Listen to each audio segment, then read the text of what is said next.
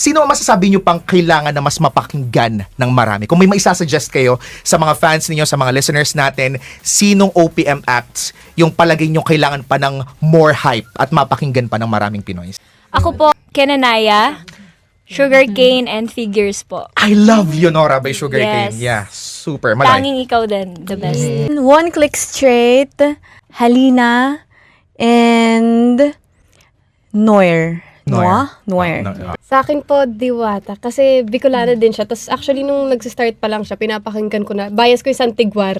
Okay. Pero happy po ako ngayon kasi medyo, mas, di ba, ang dami na niyang achievements din. Tapos Yeah. naalala Sa ko po pumadaling before, nila. yung dance coach namin, naghahanap siya ng mga local songs, yung mga ganyang Bisaya. Sa akin, Bicol. So parang sinuggest ko yung Santigwar niya noon.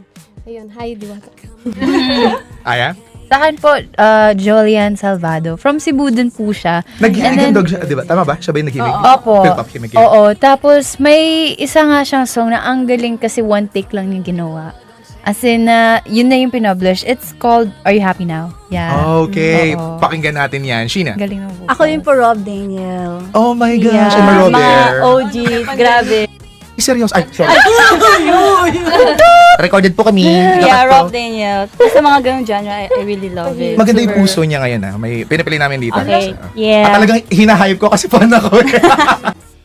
Si Ian Kirus, Kiruz. si No One, Satin DC, Letters from June. Meron akong bagong na-discover ngayon. Her name is Cheska po. Okay. Sige, check natin Sa yan. TikTok ko po siya, before siya mag-release ng mga songs sa TikTok ko din. Dami mga ganun. Nagsisimula din sa TikTok, yung hype na po-push. Basta ako. Ako naman po, mahilig po kasi ako sa mga R&B, OPM, mga music po. So, suggest ko Ferntan, Jason Dacal, and Dom Guyot. I Okay love lang, their pwede. songs so much. Mika. Yeah, I was gonna say Fern also, and Denise Julia. Yeah. Yes, I love her, and that's all. Tag 91.1 Pinoy talaga!